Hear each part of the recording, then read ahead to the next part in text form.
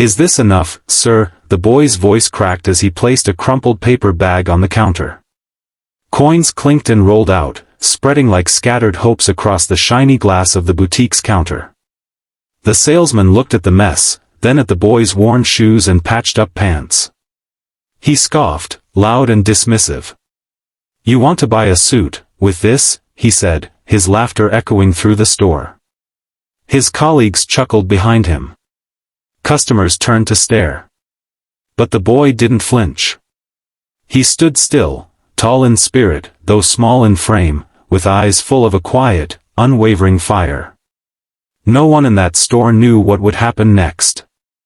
No one expected the sound of roaring engines, the screech of polished tires on pavement, or the line of black vehicles that would halt at the boutique's front door like a scene from a movie.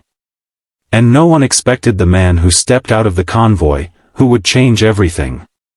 But to understand that moment, we need to go back to where this story truly began. The boy's name was Eli. He was 17, tall for his age, with thick black curls and a quiet determination that most kids his age had already lost. Life hadn't been kind to Eli. His mother, Rosa, worked 2 cleaning jobs to keep them housed in a small, one-room apartment above a noisy auto repair shop. His father had left when Eli was 7, chasing dreams and leaving debts behind. But Rosa? She never left. She packed school lunches she couldn't afford. She patched Eli's clothes with trembling fingers late at night. She kissed his forehead every morning and whispered, "Be better than this, Mijo. Be better than what we were given." Eli held on to those words like oxygen. At school, he kept his head down, studied hard, and worked after hours at a diner washing dishes. Every coin he made, he saved in a coffee can hidden under a loose floorboard at home. He had one dream, to attend a scholarship interview at a prestigious tech college. He'd passed the written exam. Now he had to make a good impression at the final in-person interview. But the email had been clear, dress code, formal. Eli had never owned a suit in his life.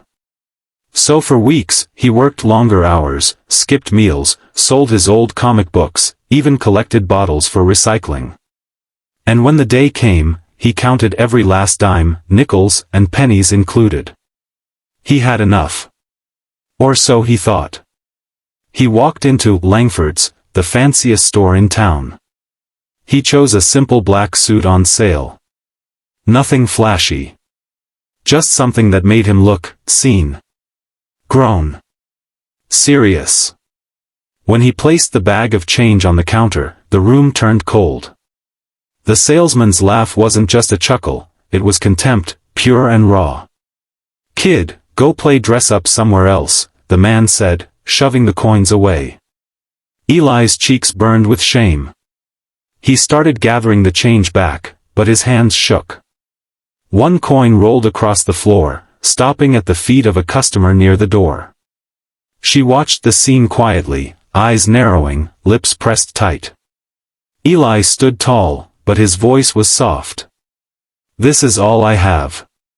It's for my college interview." The salesman snorted. "Even if you had real money, that suit's not for you." Eli turned to leave. That's when the door opened with a gust of wind and the first of several black SUVs screeched to a halt outside. Men in crisp suits poured out. A tall, older man in a tailored coat stepped forward, eyes scanning the shop. The woman from earlier nodded discreetly at Eli, then walked outside to greet the man. The salesman suddenly straightened. "That's Mr. Langford. The owner." Everyone stiffened. Mr. Langford stepped inside, his presence commanding. He walked past the displays, past the shocked customers, straight to the counter where Eli stood frozen. "This boy," Mr. Langford said, his voice deep and steady, "what's his name?" The salesman stammered, He wanted to buy a suit with change." Mr. Langford didn't blink. "And you laughed?" Silence. The woman from earlier stepped forward. "I saw it all." The boy was respectful. "He saved every coin." "You embarrassed him." Mr. Langford turned to Eli. Is it true? You saved for this? Eli nodded, confused and cautious. Mr. Langford bent slightly to meet his eyes. Where's your interview? Cypress Hall, Eli whispered. 2 hours from now. Without a word, Mr. Langford snapped his fingers. The staff rushed to attention. Get him a suit, he commanded. A real one. Shirt, tie, shoes. Tailored in 15 minutes. Then put him in the convoy. He rides with me. The boutique transformed into a flurry of activity. Tailors measured and sewed like the clock was racing them. Eli sat in stunned silence. The same salesman now served him tea, eyes lowered in guilt. No one laughed anymore. When Eli emerged in the suit, sharp, clean, dignified, the entire store fell silent. Even the salesman whispered, "You look like you own the place." Mr. Langford smiled. You look like someone who knows the value of things that can't be bought. On the drive, Mr. Langford listened quietly as Eli shared his story, his mother, the job, the dream. The old man nodded thoughtfully. You remind me of someone I once knew, he said. My father. Immigrant. Broke. Laughed at when he asked for a loan to open a suit shop. But he worked hard. Built this brand from a pushcart. Eli blinked. Langford's was started by an immigrant? Mr. Langford smiled. My father used to say, don't judge a man by the weight of his wallet, but by the weight he carries.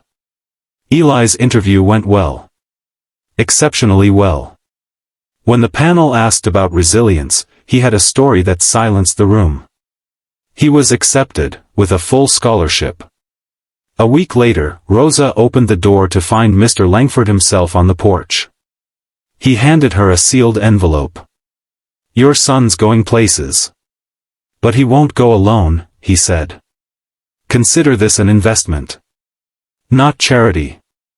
Inside the envelope, enough to cover books, housing, food for 4 years. And a card. To Eli, for every coin, there was character. And that's worth more than gold.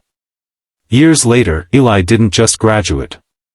He built his own tech company, one focused on educational access for underprivileged students. At the launch event, cameras flashed as he stepped to the podium in a perfectly tailored suit. From the crowd, a familiar face watched proudly. Mr. Langford.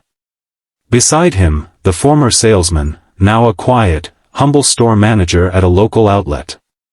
Life had changed them all.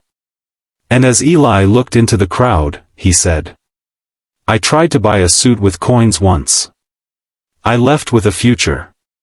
Never let the weight of your pockets define your worth. Let your heart, your will, your purpose, speak louder.